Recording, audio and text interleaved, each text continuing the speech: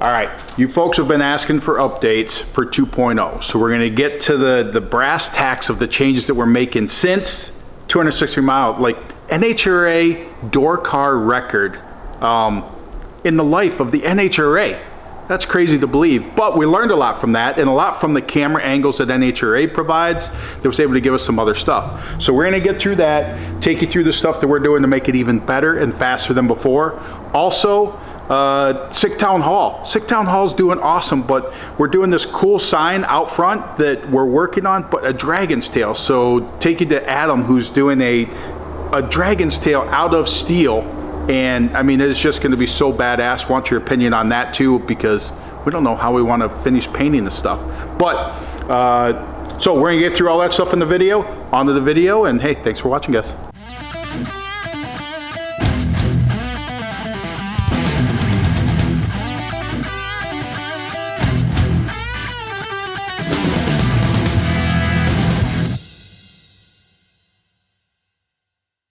Folks, you know that we do everything off of merch in our events. We don't sell you the green stuff. This is where normally you'd see that ad for green powder or, hey, selling you an alarm system or whatever else that everybody's doing. But hey, just go to our merch site, go grab some merch off of there. Every dollar you spend enters you for the giveaway Durango. This is my personal Hellcat Durango. So this is a badass over 700 horsepower car. Every dollar you spend does that. Sick Smokies is coming up too in a month.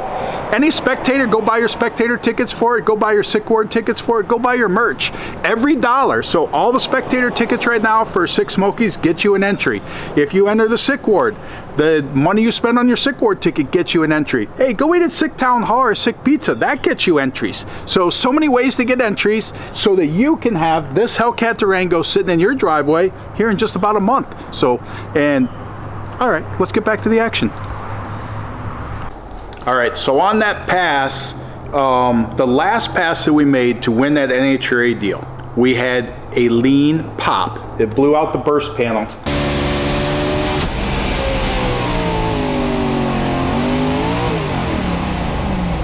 Right on the front of the engine here. And what we couldn't figure out why when we looked at the data, and you'll see that if you go back and look at the other video, but fuel pressure was dropping. And why was fuel pressure dropping? Well, what we believe happened, and we actually caught it while we were filming the video. What? Okay. While you're talking about all that, I actually just figured out our fueling problem. Oh yeah, where's it gone? It's gone. There you go. See, all you had to do is explain it. Here's your problem. Problem solved. There you go. Too much boost pressure for our plastic connectors. Was that there's a fitting here, and we were running just like a airline. There's not a piece of airline here, but just a small plastic airline that went from here, which this is your fuel regulator. So basically, if I think we run 60 psi standard, for every pound of boost, it references the manifold pressure, boost pressure, and it adds a pound of fuel. So if you're running 60 psi, if you're running 1 pound of boost, then it would 61 psi, 2 pounds of boost, etc. So when we're running 50 or 60 pounds of boost with that, I mean, we're up at 110, 120 psi. And what we believe happened is the fitting started to fail. So the hose was coming out, and it actually did end up breaking, but we don't know if when the burst panel blew, did that break it or not? So we're still unsure, but we went through the regulator, that's all good. We pulled the fuel pump apart, that's all good. So we believe it was in that hose. Now, what we've done here now is we've just gone to a hard line, like a brake line, a -3 line, that is gonna make this a braided line, a lot better fitting so that we know that that's not gonna fail. I mean, that's as good as one of the fuel lines on it. But that was what happened on that last pass. And we did have result, I don't know if you'll be able to see, but we replaced one of the pistons on this because a ring landing was starting to push down. It's kind of hard to see, but you can see how it moves. And when that happens, that's the telltale sign is that, well, spark plug doesn't sit here, but oil on the spark plug. So spark plug gets oily, that means oil's leaking past there, getting to there. Now,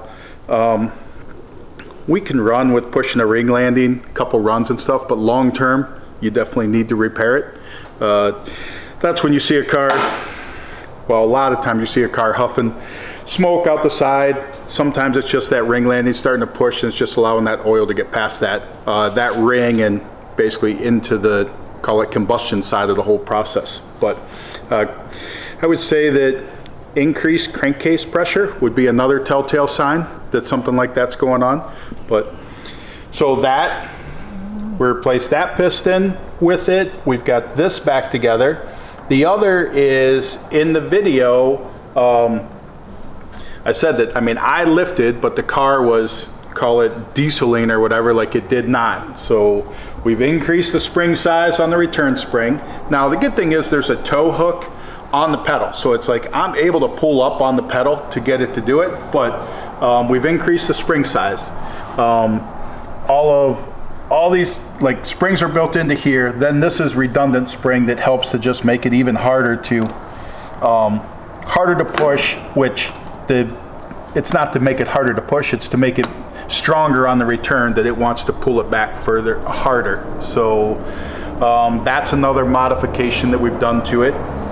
The other is staying in the engine compartment right now because there's other stuff too on the body that happened. But the other, Turbo Smart sent us new wastegates. These are bigger, higher flowing wastegates. This one's already on. We're waiting for a part for this, but opens up more to release more air so that when you get out of the boost, because that's the others, you've got all that backed up boost pressure. So when you're running, you got 60 pounds of boost going to it and you lift, all that boost has to go somewhere, and that's basically, these are tied in the intake. So as soon as the intake goes from pressure to vacuum, these open wide open to blow off all the extra air that the turbos are trying to force in there. Engine compartment wise, I mean, that was it. Everything's back together, running and all good. We're just going through and making some of these changes that probably we should have made years ago, but like you get everything together in a rush, then you go out there and race. And it's like we were able to come back from that and learn from it to then be able to work on making improvements to it, which another improvement, which you would see on the front end of the car. Like, and here's where I say that NHRA, like, it's cool with all the camera angles, because they had a finish line camera pointing right there that I don't know when we would have known this until we got to the point where it just literally tore the front end apart. But towards the top end, I mean, you're whatever, 250, 260 mile an hour plus, it actually was caving in the front end,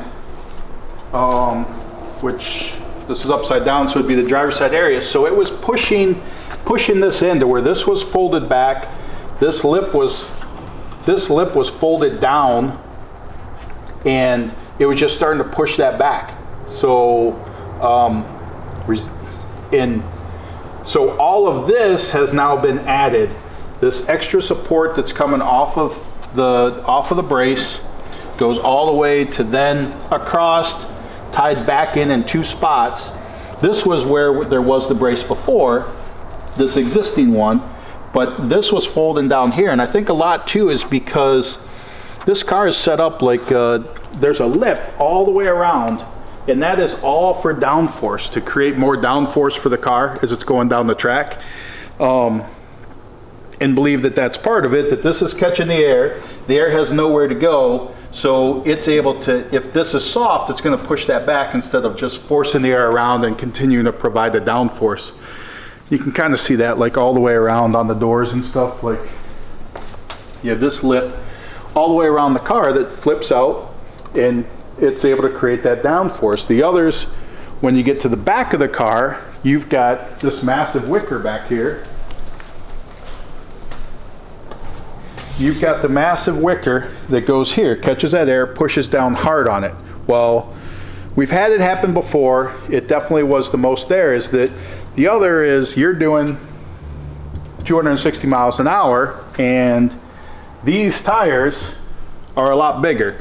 Probably the best way to do that is if you look at any Top Fuel dragster tires, like when they do the burnout, they go down track and see how much those tires grow. Well, these tires are growing too, but they're growing underneath the body, so, or inside there. So what had happened, and it's, like I said, it's happened before where it's touched, but it ends up rubbing up through the wheel well and through the quarter panel on the car. So we've gone through and repaired all of that. Now what we're looking at is when it went through the traps at 263 and we're looking at the ride height, we are just about on the bump stop. So therefore the back of the car is compressed basically as low as it can go, and that along with the tires growing allows the tires to come through here. Now one thing you can do is we could cut down the wicker on the back of the car, and people are like, oh, we'll just cut that down shorter. Well, Pro Stock does that in cars that are limited, very limited on horsepower, like they're at the edge. Nitrous cars famous for it.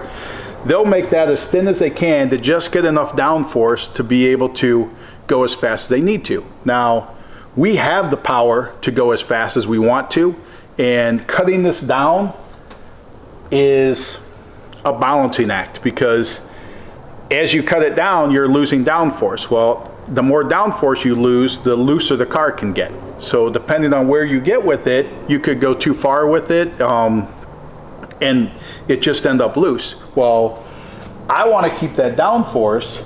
So what we're looking at is there's actually a company that, they're not here right now, but we've been going back and forth because there's a company that makes airbags for the shocks that are built into it that we deploy as we go down track. So basically, we have to put shorter springs in it, which actually I'll jack this up and show you guys. But you have the shock with, it's a coilover, so the spring's on there. So there's a company that makes we don't know yet if we're going to be able to reuse these Menser shocks that we have, or we have to do, I mean, they're famous for on Penske shocks is what they have them on, but like that this coil spring ends up shorter. There's a airbag in here basically, and it's 2 inches, takes up 2 inches of space, so you put 2-inch shorter coil springs on it. That goes in there, you plumb all that in, and then after you leave the line, you put a MAC valve on it, so same as we use for a boost controller. And as you're going down the track, it's airing that up, and it goes from 2 inches to 5 inches. So as you get more downforce, this spring keeps compressing. Well, then that airbag's opening up to help offset that, so that when we go out the traps at the end of the track, then we're going to be up closer to ride height. We'll still have all the downforce on there. We'll just have the airbags compensating as they inflate, because it's basically, and you can't have it all the time because you don't want to change your ride height that much, because what you want is the back end to squat and take off. And what it is then as you get out there, and let's say 100 foot's like a famous shake zone, but let's say as soon as you leave, it starts inflating the bags. Well, by the time you get to 100 foot, if that bag's got pressure in it, well, that's just pushing your tire down harder into the ground. So that would help you get through the shake, is what it does. And as well as when you go out the back, now it expanded it all the way up, which you can see in here where the rub mark is, where the tire rubbed through. So where that's all been patched up to be able to take care of that. But yeah, with that, we're hoping that gets it off the ground. We don't have to take away any of the downforce, and hopefully we keep from rubbing through the quarter panels. But other than that, I mean, this car is ready to go. Like, it's just basically going over everything, making sure all the details are good, and we have almost everything on the list is checked off. So I mean, everything we had to do on there. We still have a shock sensor we got to replace. The problem is, yeah, we have to figure out which one, replace that. Fuel pump sent out to be rebuilt, which would be the spare one. We have the new one on there now, but all good. So now on to the Dragon Tail. So we're gonna take you over there and go through. This thing is badass. So like, it's just, I can't wait for this to be on there. If you haven't been to Town Hall, hey, come join us there and hey, have a beer. So on to the Dragon Tail, and we'll get you more updates on 2.0 soon. All right, folks, here's the deal. You know, Sick Town Hall, that we took over the restaurant in Lake Orion. Well, I mean, we're local. Scott and I both local. Lake Orion Dragons. We wanted the most badass sign that we could do on there. So we had to go through the zoning. We had to go through the stuff with the city to get everything approved. But I'm going to show you where we're at with the sign. and some of the stuff with it. I'm not going to show you all the finished product, well, because it's not done, but I want to show you the progress, because this thing is like off the chart. I mean, I feel like I'm building a custom car with this thing. But got the giveaway Durango here, and so no, go buy some merch, because every dollar you spend gets you an entry to win this bad boy. So Hellcat Durango. But Adam went through a couple buddies or whatever, and then Adam with Midnight Metal Craft is who was recommended. We went through some different looks and everything, and I mean, this dude's mad talented with what's going on. I just want to show you like the first part of it, because this thing is, it's insane, and the amount of time that he has tied up in this thing, crazy. But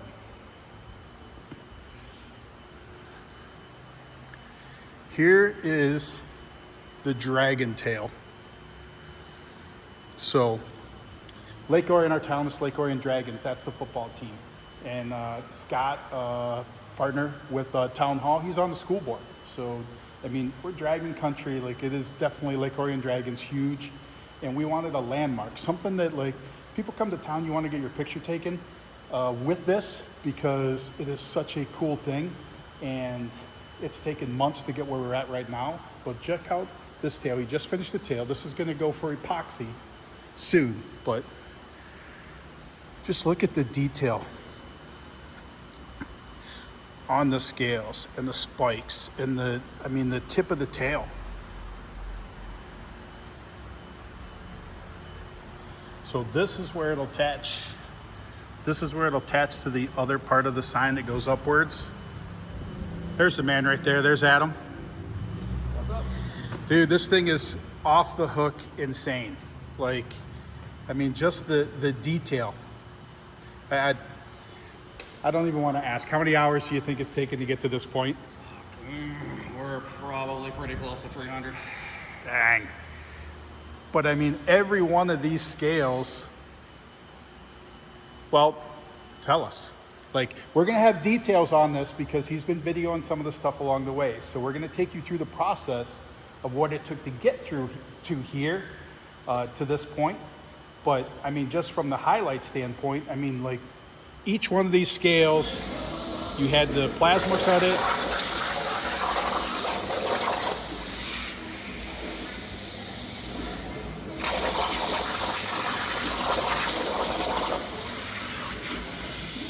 Then you had to shape it to get the curve to it. Yeah, take us through some of this stuff. Yeah, we basically cut sheets of the scales and then took them over to my press brake, and we kind of formed a little bit of a curve on them, and then brought them over to the wire frame. All this under here is an entire wire frame from 1/8 inch and 3/16 round stock. And yeah, started tacking and welding on these. We ended up with around 450 or so individual scales, each hand formed and hand fit. Shit ton of work, I think.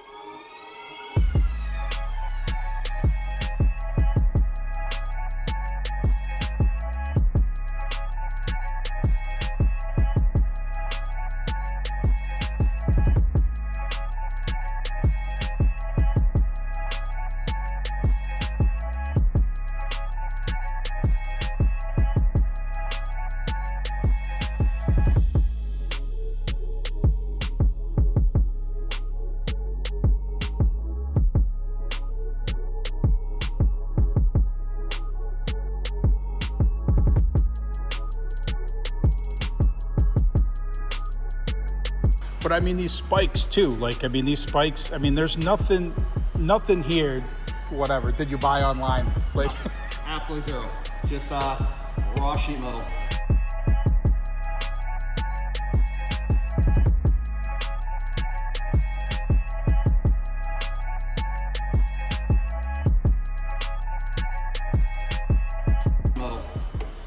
so, and then just the forming of this, and like, we'll have detail in here of forming the spikes and the tail. Like, I mean, you can't even find the seam, like,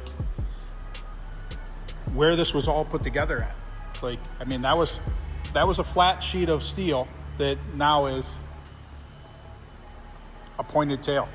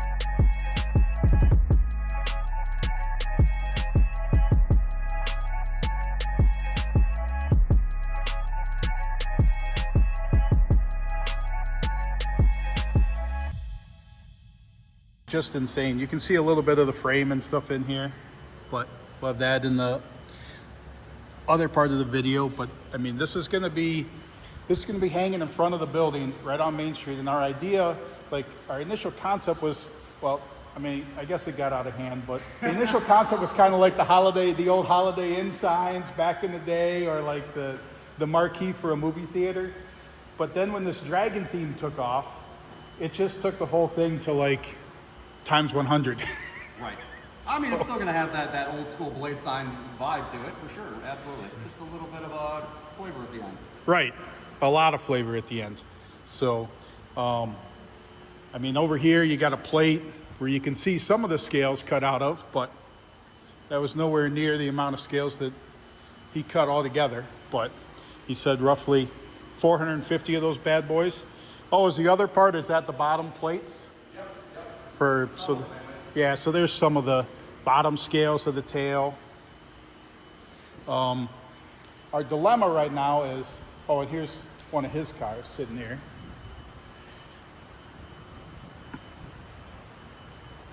But there you go, Midnight Metalcraft.